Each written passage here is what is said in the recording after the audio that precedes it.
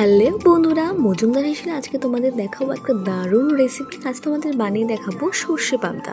প্রথমেই পাবদা মাছগুলোকে লবণ হলুদ মাখিয়ে রেখেছি আর সাদা সর্ষে আর কালো সর্ষে মিক্সারে পেস্ট করে ছেঁকে নিয়েছি। এবার কড়াইতে এক এক করে মাছগুলো ভেজে নেব। মাছগুলো ভাজা হয়ে গেলে ওই তেলের মধ্যেই কালো জিরে ফোড়নে দিয়ে দেবো। তারপর দিয়ে দিচ্ছি আদা আর লঙ্কার একটা পেস্ট। তারপর ভালো করে নাড়িয়ে চাড়িয়ে এক এক করে সব মশলাগুলো দিয়ে দেবো। জিরে গুঁড়ো, লঙ্কার গুঁড়ো, পরিমাণ মতন হলুদ আর লবণ দিয়ে ভালো করে মশলাটা নাড়িয়ে চাড়িয়ে দিয়ে দিচ্ছি সর্ষের পেস্টটা।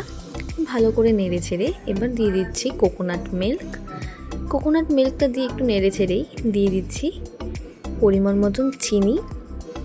তারপর নাড়িয়ে চাড়িয়ে দিয়ে দেব পরিমাণ মতন জল দেওয়ার পরে গ্যাসটাকে মিডিয়াম টু হাই ফ্লেমে রেখে ঝোলটা ফুটে এলেই দিয়ে দিচ্ছি এক এক করে মাছগুলো। মাছ ভাজার সময় একটু তেল তুলে রেখেছিলাম মাছ ভাজা, সেটাও দিয়ে দিচ্ছি। এবার দিয়ে দিচ্ছি একটু বাটার, দিয়ে একটু নেড়ে ছেড়েই নামানোর সময় দিয়ে দিচ্ছি দুটো কাঁচা লঙ্কা, একটা ফ্লেভার এনে দেবে। তারপর নামানোর পরে দিয়ে দিচ্ছি ধনেপাতা কুচি আর কোকোনাট মিল্ক।